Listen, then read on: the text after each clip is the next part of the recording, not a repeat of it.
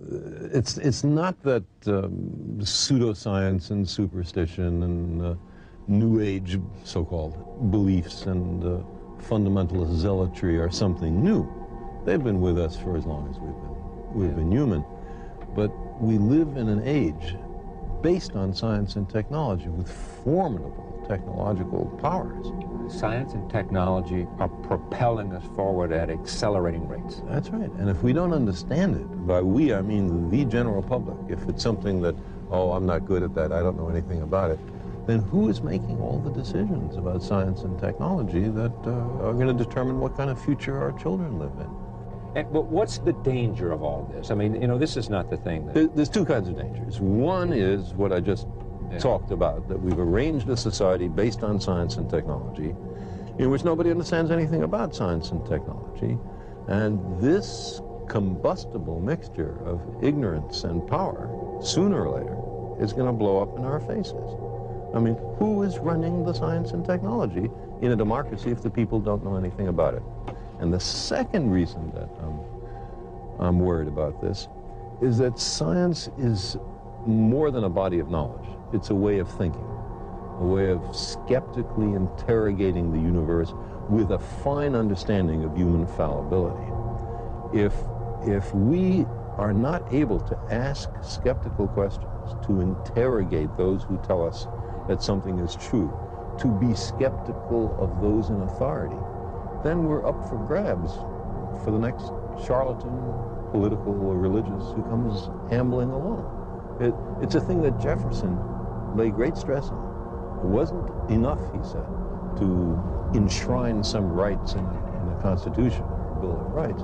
The people had to be educated, and they had to practice their skepticism and their education. Otherwise, we don't run the government. The government runs us.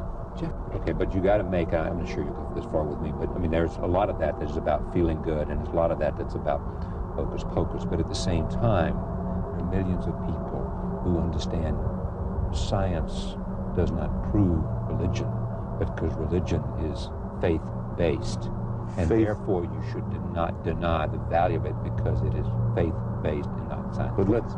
But let's look a little more deeply into that. What is faith? It is belief in the absence of evidence. Now, I don't propose to tell anybody what to believe, but for me, believing when there's no compelling evidence is a mistake. The idea is to withhold belief until there is compelling evidence.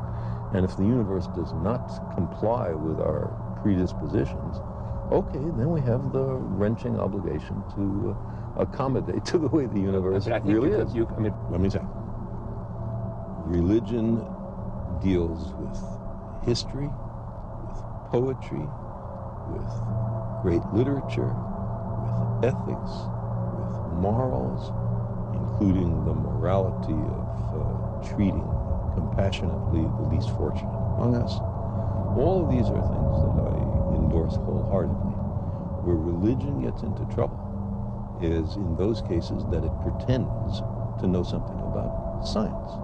The science in the Bible, for example, was acquired by the Jews from the Babylonians during the Babylonian captivity of 600 BC. That was the best science on the planet. But we've learned something since then. Roman Catholicism, Reformed Judaism, most of the mainstream Protestant denominations have no difficulty with the idea that humans have evolved from other creatures, that the Earth is 4.6 billion years old, with the Big Bang. They don't have any trouble with that. The trouble comes with people who are biblical literalists, who believe that the Bible is dictated by the creator of the universe to an unerring stenographer. And so therefore they... And has no metaphor or allegory. And from there they make their political and economic choices, and social choices. And scientific. And scientific choices. And scientific, and that's part of your problem with... Then, how are we... a lot of this has to do with science in the United States. Are we different than other nations? Absolutely not. You can see this worldwide. In India, there's a madness about astrology. In Britain, it's ghosts. In Germany, it's rays coming up from the earth that can only be detected by dowsers. Every country has its own specialties. We seem to be fascinated by UFOs right now. But one thing... What is that? Before you leave UFOs, tell me about you and Professor Mack.